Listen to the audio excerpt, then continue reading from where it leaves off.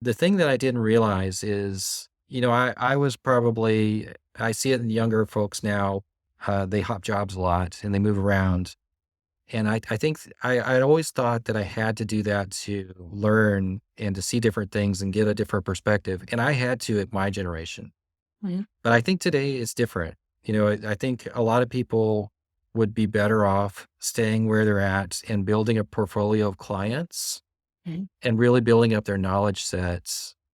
This podcast is sponsored by Engineered Tax Services, a subsidiary of Engineered Advisory, whose goal is to support CPAs and their clients to achieve the highest and best use of time and resources. ETS offers specialty tax services and incentives, which help expand your capabilities and ensure that your clients are paying only what is required in taxes and nothing more. To learn more about Engineered Tax Services, go to engineeredtaxservices.com and mention the Healthy, Wealthy, and Wise podcast to receive project discounts and a free CPA partnership ebook.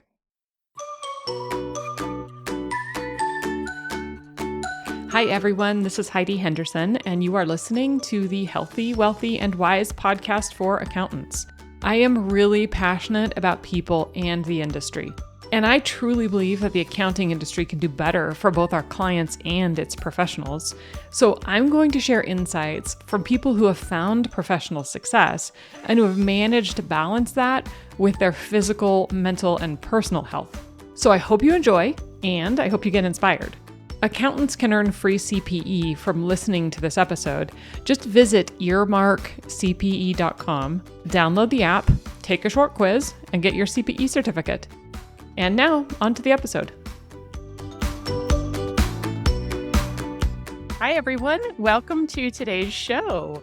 My guest today is Kreig Mitchell with Mitchell Tax Law out of Texas. And if any of you have worked with me in the past and asked any really technical questions or wanted referrals to someone that's really fantastic in tax law, particularly with interesting or complex real estate related issues or R&D issues, you probably know of Kreig Mitchell, or I introduced you to him, because Kreig has been someone that I personally and at Engineered Tax Services, we have worked with for many, many, many years. He's been an incredible resource with us, and he is a wealth of knowledge in terms of his background. His resume is lengthy, so I'm not going to go into all the details because I'm going to let Kreig tell us a little bit about the story. And this podcast might be a little bit different than some of the previous ones that I've done. Although I do want to dive into Kreig, personally getting to know him and how he manages all the ins and outs of life along with being a successful business owner. I do want to get into some technical topics because I get a lot of the same questions from clients as they relate to real estate professional designations, the issues with audit, dealing with the accelerated depreciation. And then Kreig is just incredible on the R&D credit side as well. So I want to be able to share that with a lot of the listeners. Might be a little bit more technical, like I say, than typical. But I think Kreig is such a wealth of knowledge. We'd be remiss to not take advantage of it while he's here. So Kreig, thank you so much for joining. Yeah, thank you for having me. Okay, so let's start from the beginning. So where are you originally from? Where'd you grow up? I grew up in West Texas, so a little town called Odessa. It's Oh. oil and gas country. Oh, wow. So you're still in Texas. Have you, but if I recall, there was a time when you were not in Texas, right? So you've moved around? I did. I've moved all over the country actually. So I've got a little bit of wanderlust and I've moved everywhere. Okay. But it sounds like you must be a Texan at heart because it's called you back, and that's where you're currently residing and your business is based in Houston, right? That is right. Okay, perfect. One thing I didn't mention in the intro is that you were a former IRS auditor, which I think is really fascinating too. So I always loved to pick your brain about what was that like. But before we get there, tell us a little bit about your background. I mean, what is your story? How did you get from growing up in Odessa, Texas, to having gone through all these different phases of your life that have led you today to Mitchell Tax Law? I guess probably started with law school. I went to Texas Tech Law School, and at the time, the dean was pretty upfront. He was clear that this was not Harvard, and I signed up for a federal income tax class, and believe it or not, it was taught by a first year professor who had just left the IRS national office. Oh. Yeah. And so I didn't know it at the time, but I disagreed with everything that professor said. So, That's as crazy.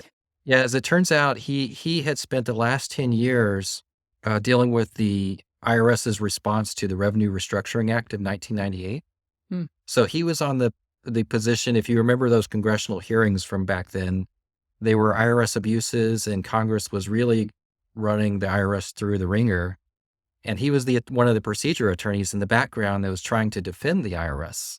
Hmm. So he had a very slanted view, in my opinion, of the IRS, and he was still very much in favor of the IRS, and everything the IRS is doing is correct.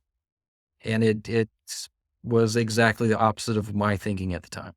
Wow. So that's pretty interesting. So then how did that lead you from going to law school with a professor that you did at the time maybe you didn't even recognize that you disagreed with, but then ended up working for the IRS? Yeah, so the disagreement was very apparent. It hooked me. I knew I was on the opposite side. If that's the IRS position, I was on the opposite side. And so, like I said, I moved around the country a bit, and in doing different positions, one of the times that I actually applied for the IRS was during the financial crisis. And the firm that I was working for was having some financial problems. And just on a whim, I happened to apply. I went to the IRS interview, and I actually told them at the interview that I am not interested in working for the IRS, that really I just was curious and was there. I had done controversy work for about 10 years, I think, at that point, meaning tax controversy on the other side for taxpayers. Hmm. And believe it or not, they hired me. So that's how I got to the IRS. Wow. Okay. And you worked in the space of audit. So you were dealing with auditing taxpayers on were you in kind of a specialized area, or was it just in general any type of tax return? Yes. So I started at the SBSE, which is the Small Business Group Hmm. Specialty Tax Group for estate and gift tax. So I was an estate and gift tax attorney, but the attorneys in that group only do audits. Hmm. And so I audited some of the largest estates on the West Coast. At the time, I was stationed at my workstation was in Oakland, California. Oh, okay. Yeah, so How I did that. I think you were going to answer my next question, which was how long were you there, or did you stay with the IRS? I stayed a couple years. Hmm. So every day that I went to work, I used it as a learning opportunity. So unlike someone who's there for a real job, I was really there just to learn all their secrets, and I made no, I didn't ever hide it. And so you would see me often on my floor. You would see me up on chief counsel's floor. You'd see me over in the appeals office. It's because I was engaged and I wanted to learn everything I could. And so I worked for the estate and gift tax group for a couple years, and then I transferred to the IRS Office of Appeals and worked as an appeals officer. And that was in Chicago. Interesting. So Yeah. I mean, you and I have worked on some audits together with some different clients. The process is very fascinating to me with how it works. We probably don't want to dive into that today because we could talk on that for hours. But what then led you to leave there? Was your goal to eventually go out and have this knowledge you were learning or that experience you were getting to be able to start your own practice and represent the other side? Or what was your ultimate goal? Really, that was my goal of going to the IRS, is just to learn everything I could. And so a couple years into it, I kind of quickly realized I wasn't learning anything else. And so really I just went back out to practice. So kind of everything was accomplished that I wanted to. I'm not a career government person. So Yeah, it's a little bit of a different game, especially than being entrepreneurial because now you've got your own business. How long have you been in business for yourself? I've had my own practice for, I think, 7 years now. Hmm. How's that been? It's been interesting. Yeah, I should say right when I left law school, I also had started my own practice. And so that was a completely different experience. Technology has completely changed the practice. Mm, So the things that I struggled with in the past, billing and tracking and the IRS sends everything by paper, just keeping up with the paper. That the whole system and apps and tools we use today in my current practice make it so much more enjoyable and better. Yeah, that makes sense. Oh, I mean, that's I think in this recent the Inflation Reduction Act that was passed, it was so fascinating to read through the budget that they have allocated for the IRS. And yes, there's a lot of new agents, and I think people are honing into this 87,000 new agents that they want to hire. But what I found fascinating was the amount of money that they were looking to put into technology and even something called the callback system, which, like I call Delta, and Delta's like, oh, it's a 7-minute hold, let me call you back. That sounds great. The IRS has got a massive budget to try to create the same thing for themselves because, currently you could be on hold for 3 hours and have a courtesy disconnect is Mhm. the extent of their technology there. So I'm sure it's quite different and of course innovative to be able to have your own firm and adopt all of this new amazing technology that we get every single day. They're big enough, I think it's very difficult for them to maneuver. So, as far as, again, this podcast is kind of healthy, wealthy, and wise. We like to incorporate everything, all about the whole person. And I've known you for a long time, but not really that much on the personal side. So, about you personally, I mean, what do you love to do? What is your passion? Well, I have some younger kids. We had kids a little bit late in life, and so currently in my life, I enjoy all their sports. I'm kind of that dad that just takes my kids everywhere, and people that know me, if I'm not with my kids, they're wondering where are your kids. That's great. And how old are they? So my kids are 7, 9, and 10. Wow. Well, those are awesome ages. And what sports are they playing? They play every sport, so Oh my you gosh. know, yeah. So you'll see me sometimes at basketball, soccer, baseball, gymnastics, dance, swimming, you name it. Wow. So how do you manage that with I know that, we've talked about your tax law, but you have an aspect of also doing tax returns and doing some tax prep, working on the CPA side for clients. How do you manage to balance all of those things with wanting to balance time with your family, raising your kids, with having your own business and handling tax deadlines and the constraints of not just owning your own business, but anything relating to tax usually it tends to be quite controlling from a time standpoint. It So, does. how do you, what are some of the practices you've deployed to help manage that? Yeah, so I like to tell people we are a teaching law firm in the Mm. sense that it's hard to start as an attorney. The reason why I had to jump around and all move all over the place was because it's hard to learn what you need to know to be a good, really good tax attorney. And so here at this practice, we bring on new attorneys and we basically train them from ground up. Oh. It's a huge investment of time, but the trade-off is I get to delegate work now. So, all the hard time-consuming tasks, I actually have people to help. Amazing. Wow. Well, that's pretty interesting strategy. So then how does that work with I mean, I'm guessing then you have turnover, which would be difficult. I mean, is your It goal it at is some point to sort of train someone that would stay with you long term? it is, but at the same time, I'm grateful for any time they're here, and I think it's a great trade-off. It's something I didn't have when I was starting out. So, Mm. even if I'm training my next competitor, I don't care. There's enough work out there that I enjoy the time they're here. I like working with them, and that's just how I've been doing it for the last 7 years. That's interesting. It's funny because I talked with someone actually on the podcast recently who had a very similar mindset with a CPA firm, and I thought it was interesting because I feel like it's a different mindset. And so often, we're looking at how can we retain these people and how can we hang on for the long term and have the long term goal, of having them move up the ranks and take over as a partner or whatever. But there's certainly value in that perspective. So I appreciate that. And it's, I would imagine there's some intrinsic value for you in feeling that you've made a difference in helping train and sort of grow someone up in the space. Yeah, that is true, and we don't have a lot of turnover, but if someone was to leave, I would probably help them do so because if that's what they want, that's what I'm gonna help them do, right? So, Hmm. how work is, you get to know people and you want the best for them, right? Yeah. Yeah. Yeah, absolutely. So as far as your business then shifting gears a little bit into your focus in your practice, do you have a specific, I guess, vertical or focus in which you specialize? Yeah. So, we kind of have the controversy side, that meaning disputes with the IRS, and we do a lot of those, and it's really because we're pretty good at it. And that for me, working at the IRS, asking every employee what works, what doesn't work. So I kind of have some insight there that a lot of people don't have because who else is going to be able to ask 100 IRS employees, what are you working on? What are you doing? What works on your type of cases? So I do those because we're really good at it and I enjoy the work.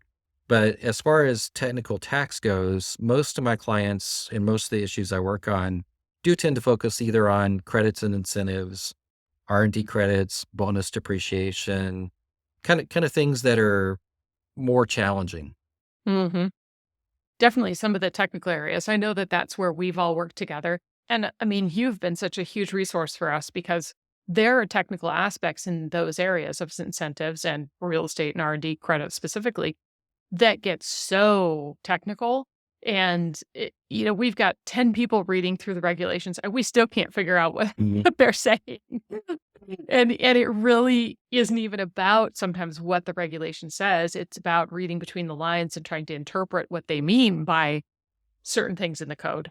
And so do you feel like your time at the IRS, or I guess I should just ask you open-endedly, how have you been able to kind of evolve into a better understanding of reading between those lines? Yeah, so I guess again it comes back to the work you do, right? And so the nature of my work is usually people come to me when they can't find the answer. And then the other time they come to me is when the government thinks it has the answer and it kind of fills in the blank for you.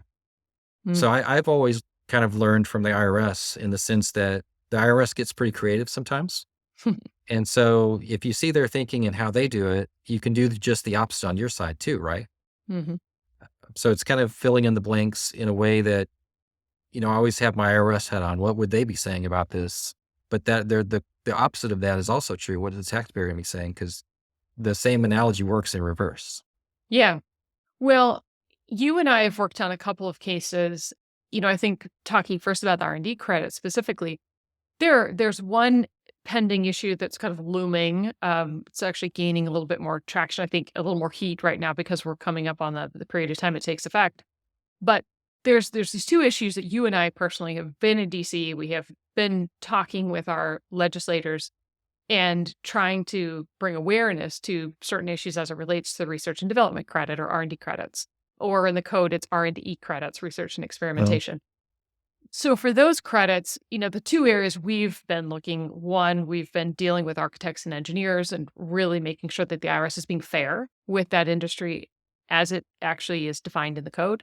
Will you explain to listeners a little bit about, I think what's interesting is not without, I guess, diving into the entire issue, why there's been a bit of a discrepancy with especially the small business side of the IRS when they're looking at R&D credits, particularly with the ones we're seeing the most audits has been with architects and engineers, and why that's been a struggle. So you and I've kind of gone through this process. I think it'd be interesting to kind of share that with our viewers. yeah, sure. So the R&D credit is one of those unique code sections. Unlike many code sections, they're just straight deductions. On a deduction, you can just look at a receipt and you can say, "Oh, that receipt says it's X dollars," and I can add up all the receipts. Well, the R&D credit goes further than that. It has a kind of element that you can add up to it, but it also looks to activities. And so anytime in the code when you see an activity plus an expense and the two are married together, those are really challenging for the IRS to audit. And so that challenge also is a challenge for taxpayers to comply with. And so Congress set the R&D statute up this way. So when on the issues that we're looking at that are coming up on audit, currently the government is taking a position for smaller architect firms that services don't qualify. And so you can see the challenge from the IRS's perspective of it's a there's not a list of receipts they can just add up like they can on all their other audits. So they have to really get in there and understand, well, what is it that the client is doing or the taxpayer is doing? And because of that, there's been some conclusions at the IRS that services in particular don't qualify.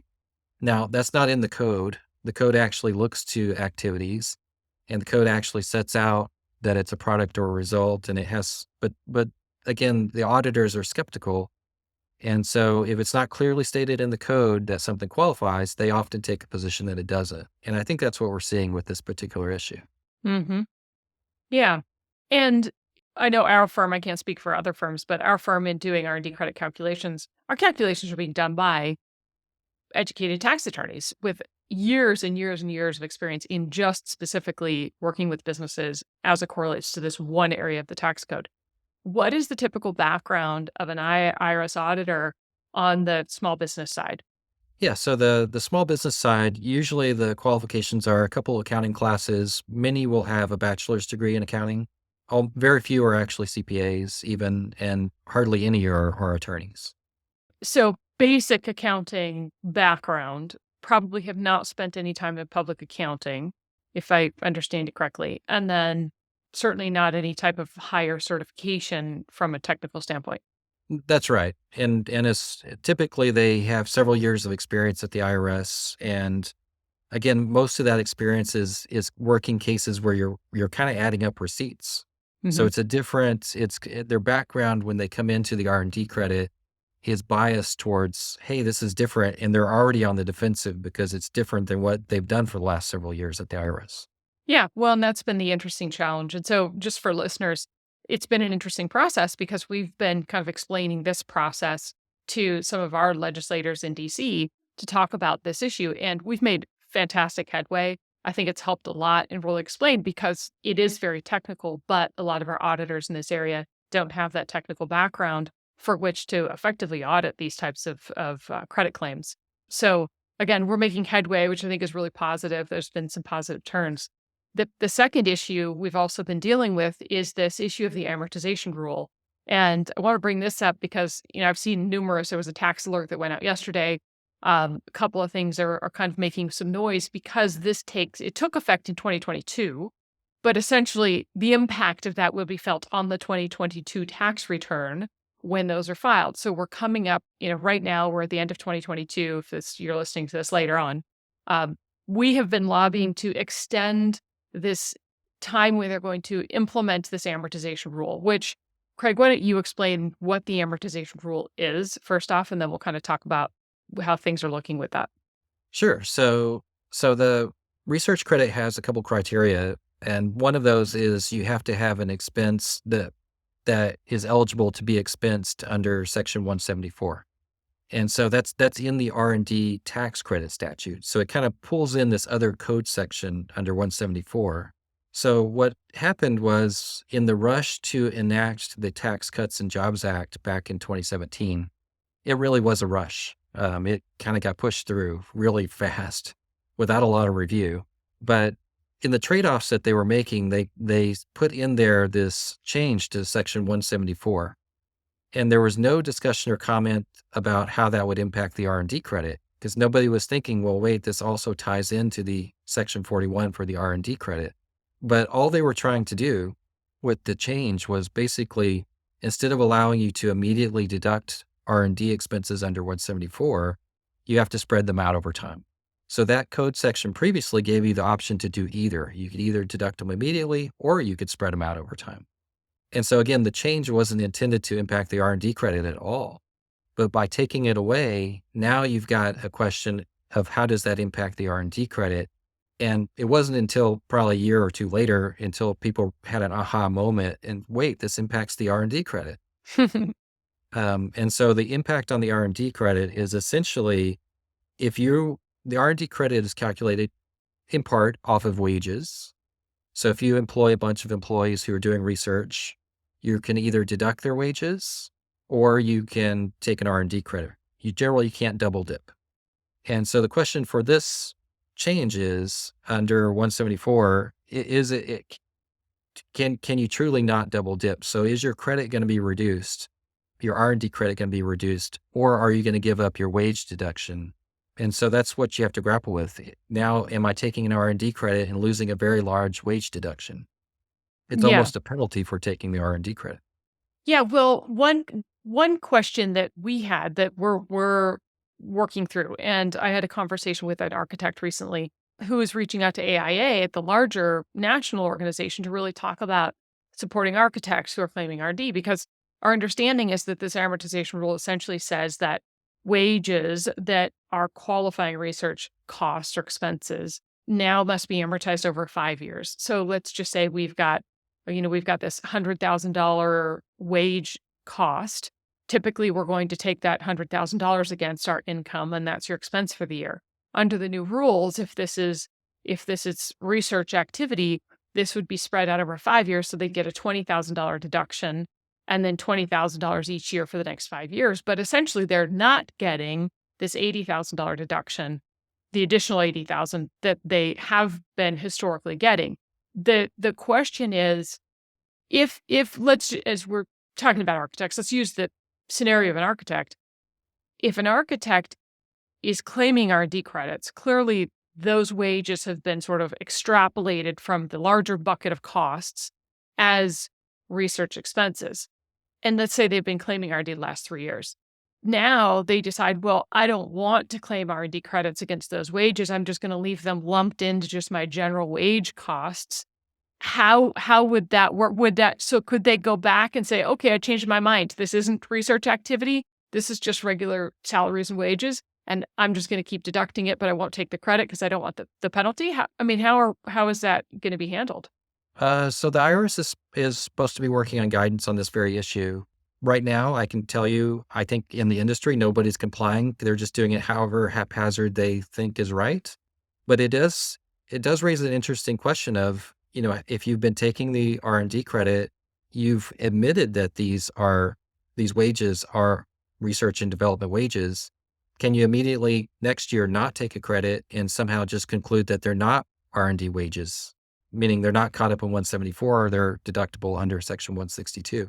Mm-hmm. There's no answer to that, and it gets more complex, actually. So the R&D credit, you don't get 100% credit for all the wages.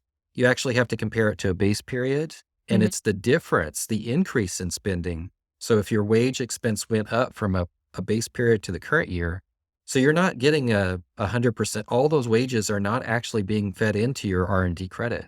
So what about those? Where do those go? Mm-hmm. Nobody knows. Interesting. Well, again, this has been a little bit of something we've been lobbying for as well, is to extend this amortization rule. We do have support. We've seen support from both sides. You've been involved in this as well. Do you have any updates in terms of where things lie with that and any potential change or extension on this amortization rule taking place? It's actually been seriously considered on several of the last rounds of legislation. As it turns out, there has to be an appetite for tax issues on different rounds of legislation that come out. So this is going to be tacked on at some point to some bill, and it'll eventually pass, no doubt, because it just doesn't make sense and it's really complex. But so it'll get fixed eventually. But as of now, I don't believe it's on any pending bills to be changed. But again, the next administration that comes in, which we'll be seeing not too far off in the future, we'll probably see another big tax package, and it will probably be part of that. That would be my guess. Yeah. Yeah, it certainly sounds that way. So again, for listeners, it's been interesting. It would impact how those expenses or those wages are handled for the 2022 tax returns. And I think how the R&D credits essentially going to be affecting clients, which again, it is some gray area. But we do have support to delay the application of that. So there's a good chance that if that occurs before tax filing is upon us, then we expect that won't happen. We'll just kind of continue doing things as they go. So we'll hope for that. But again, it's a little difficult to getting some of these things passed. All right. So with that, I know that was complex, but I think, again, pressing, we have a lot of questions on that. So I wanted to talk through it. Shifting gears a little bit now to the real estate side. Well, actually, first off, I have one question as it relates to just incentives in general, R&D credits, as well as this bonus depreciation and some of these other incentives. Do you think that these incentives truly drive action by taxpayers? I mean, they're incentives to help push certain activities. Do you see those be effective? Yes and no. I have seen some very, very clear examples of where it has. I'll give you an example real quick.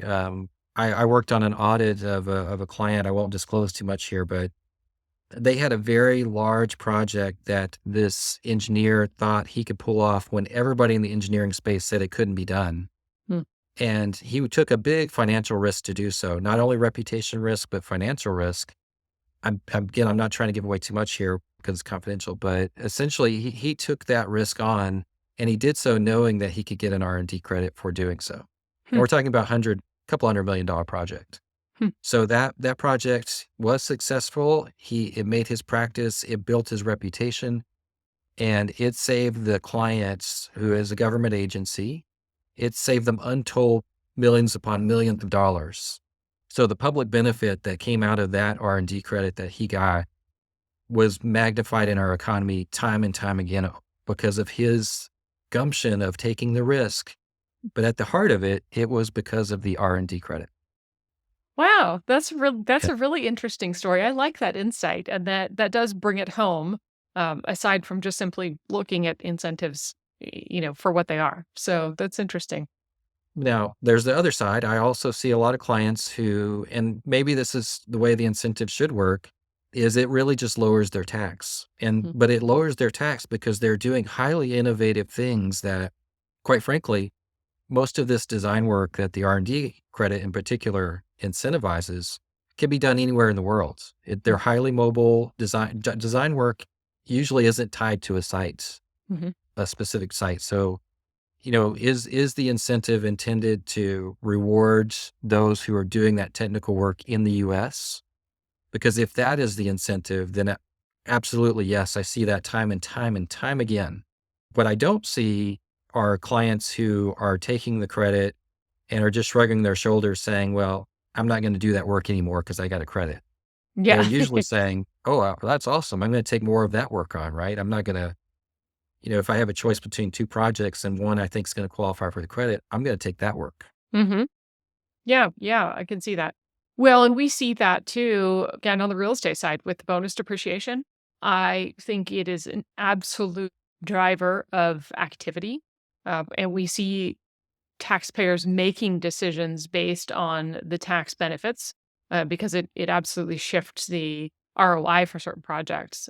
So the real estate side's been interesting to see how that's been impacted since it was adopted in late 2017 and applying to these real estate projects. So with that said, let's dive into real estate a little bit because you're so good on the technical side of real estate investments and investors and structuring.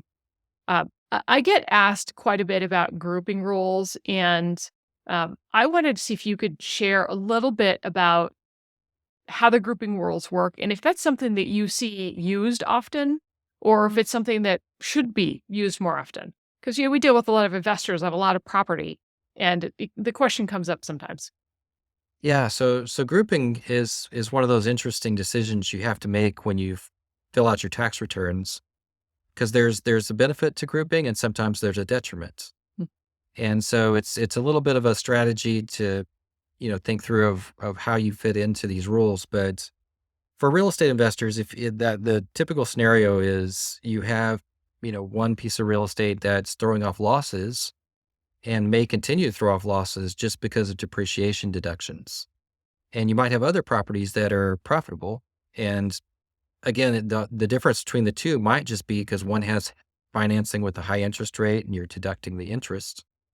So, there isn't often there isn't, a property that you're thinking, well, it's losing money or it's making money when you factor in the interest costs and the depreciation. But the grouping rules play into this. Usually when you're trying to group, what you're trying to do is you're trying to say, well, wait, I have some real estate that is probably producing a loss after depreciation. And so the question is, well, how can I make sure that loss, I'm able to take advantage of that loss? And so the passive activity loss rules come into play here, and they have some material participation rules. I know I'm throwing out a lot of terms there, but material participation, there's some rules that you have to basically meet. And some of those rules based on hours. So for example, one of them is you have to work or you have to have 500 hours or more to be able to say I materially participate. And that is a prerequisite to sometimes getting your deduction. in the Okay. current year. Mm-hmm. So if you group properties, sometimes you can count activities on more than one property for that 500-hour test.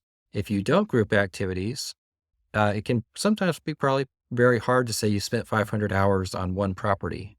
Oh, okay. And so that's the background of the grouping rules. There's a lot more to it Mm-hmm. but that's the strategy of sometimes you group to net a income property with a lost property. Okay. Sometimes you're grouping because they're all lost properties and you want to take that loss against your other income. So it kind of depends on why you're grouping.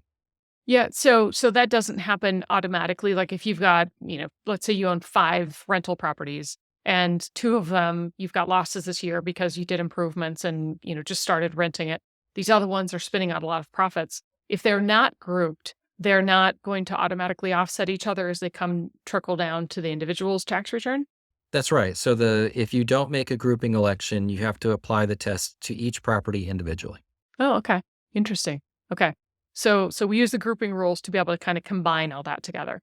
And then that leads to the next question, because the next one then is there's a huge strategy of taxpayers trying to ensure that they do have or qualify for material participation as a real estate professional. I always have to caveat this that I think for the accountants, they'll understand we're talking about for tax purposes, but for other listeners, the real estate professional designation is a tax designation. It really has nothing to do with being a real estate agent or being licensed or anything like that.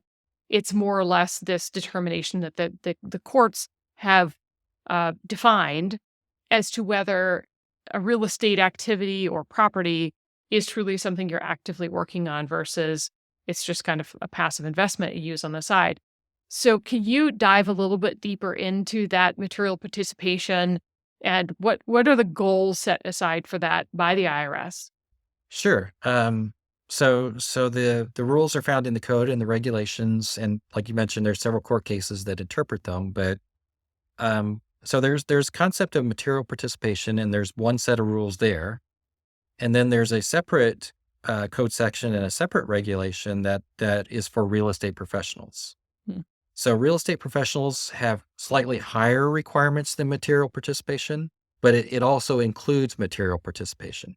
So, think of it as to be a real estate professional, you've already materially participated because the tests for a real estate professional are higher, Okay. more stringent, I should say. So those tests, really, there's 2 of them. One test is that you have to work 750 hours or more on your real estate activities. And then also, if you have any other activities that are not real estate, those have to be 50% or less. So your real estate activities have to take up most of your time. Okay. And so then that leads us to the question of how do people work through this who have another job? They have a W-2 or they have a salary that they're receiving for something unrelated.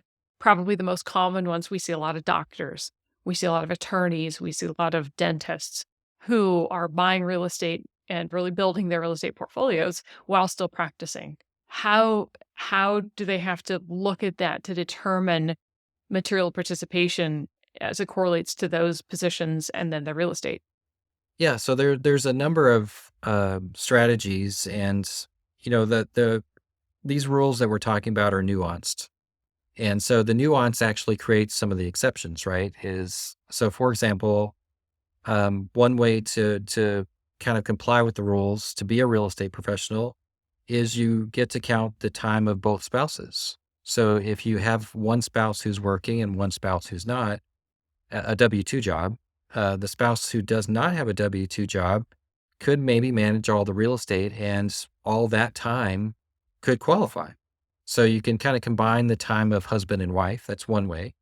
The other way to be a real estate professional under these rules is basically to have passive income and not worry about it. So for example, let's say you can't be a real estate professional. You might be able to make investments into things that throw off passive income to offset your passive losses. And so a good example is, and it's a classic, there's a court case on it, is a doctor who has a W-2 from being a physician, has a bunch of rental properties that are throwing off losses because depreciation, but also decides to run part of this practice through a surgical center and that's passive. He doesn't actually work in the surgery center. And so the income from the surgery center could be very substantial, and that income can offset his real estate Oh, losses. interesting. So we often Interesting. so we see that. Another one, I guess it is more of an exception to the real estate professional because you don't need it, but is the short-term rentals. So the Airbnbs, the vacation rentals, those are not treated as real estate, so they're not per se passive. Mhm. So all you have to do is materially participate in those. So there are a number of little nuances and kind of ways around these rules. But the gist of all of them is you're able to use up your real estate losses against your income. Yeah. Well, and that's such a huge key with this, this onset bonus depreciation on existing homes or real estate buildings and being able to offset that active income. So back to the short-term rentals. I mean, this has been, and my question about do incentives actually drive taxpayers or drive activity? I think this is one that absolutely I personally have seen significant increase in activity. First off, in just overall transactions, the number of transactions occurring because we deal with a lot of high income earners who are buying real estate to be able to use the large deductions and offset income. And now this really big movement towards short-term rentals, which, this whole all of a sudden Airbnb and this whole thing, 10 years ago didn't even exist. Now it's this whole thing. And we're starting to see regulations start to cut back on the availability of short-term rentals in certain areas because it's getting a little out of hand. But I think it's really shifted because of the tax benefits. So back to material participation on the short-term rentals. So because that's viewed as more of a business activity, then how is that booked differently on the tax return than a long-term rental that's more passive? It is. A short-term rental is actually treated as a business. So it's a Hmm. Schedule C business. And, as a business, it's just reported that way. It's not treated as a rental on a Schedule E. And so it's interesting because, if you ever own a short-term rental, you kind of understand why it's treated as business because it actually does take more work to do those. Hmm. But that extra work does any losses that are thrown off does make them eligible to be offset against wages and other items. And without regard to this 500 hours, is that right? Or the 50%? Well, there you still have to materially participate, and so to materially participate, there's a whole series of rules of ways to qualify for that. One of which is you can have 100 hours. Hmm. Interesting. So if you've ever had a short term rental, you will know that 100 hours is not hard to meet because the turnover there's some work involved, right? Yeah. Yeah, absolutely. Well, yeah, I mean, I wanted to have this conversation because, again, these are questions and scenarios we face every single day with a lot of our investors and a lot of people looking at ways to help reduce income tax when they have a lot of income. How can they invest this income to help continue to grow that, build their portfolios? And if they can reduce their tax liability and use that money they're paying to the IRS to reinvest, then it's kind of a win-win for those investors. So, with everything that you've learned, way back to going to college, sitting with that professor that was somewhat questionable in his opinions or biased, I should say. If you could go back, what do you what do you wish you knew? What would you tell your 20-year-old self that you know now? I've had a lot of opportunities. I've come across a lot of great people over all Mhm. these years. Looking back on it, so many great opportunities and people out there that the thing that I didn't realize is, I was probably I see it in younger folks now. They hop jobs a lot and they move around. And I think I always thought that I had to do that to learn and to see different things and get a different perspective. And I had to at my generation. Mhm. But I think today is different. I think a lot of people would be better off staying where they're at and building a portfolio of clients Mhm. and really building up their knowledge sets. So if I were talking to my 20-year-old self, I probably would say find something as a niche practice area and stick with it. You Mhm. don't really need to jump around and do all that. You would be better off long term. And I've had this practice for 7 years. I could have easily started this practice many years ago, but it's building your client relationships and really helping people and getting out there. The sooner you do that, the better. Yeah. Yeah, I think that's a good perspective. And in today, again, back to turnover and staffing issues, we're seeing that a lot across the board, not just in the accounting industry, but with all businesses dealing with turnover and a lot of competition with people pulling others out to give them higher pay. And, I think that your perspective is so valuable because if you really sit back and think about it, just because someone's willing to give you a little bit more money doesn't always mean that's the best decision. To your point, being in that place, building those relationships, building that network, building your client base, those things probably have significantly more value over time than jumping ship to another opportunity maybe at certain times. So might be, something to speak to some of our staff people who are out there who are trying to figure out what they want to do or, being recruited left and right because that's a, a big thing right now all over in the country. So really interesting. Well, Kreig, your insights are always so helpful. And if listeners want to reach out to you to chat with you about any of these topics, tax related or law related, tax law related, what's the best way for them to contact you? Yeah. So website, mitchelltaxlaw.com. There's a phone number on it. Just give us a call. Beautiful. Great. Yes, and feel free to reach out to me as well. I've got Kreig's email signature with a scheduling link, which is very handy. Always love that, Kreig. But Kreig, thank you so much for your insights. You always bring so much to our clients, and you always are able to answer questions timely in a way that I can rely on, and I know that our clients can rely on. So you've been incredibly invaluable to us, and I just appreciate you always for being here. So thanks again for joining. Hope everybody enjoyed the podcast, and we'll talk with you again soon. Thank you.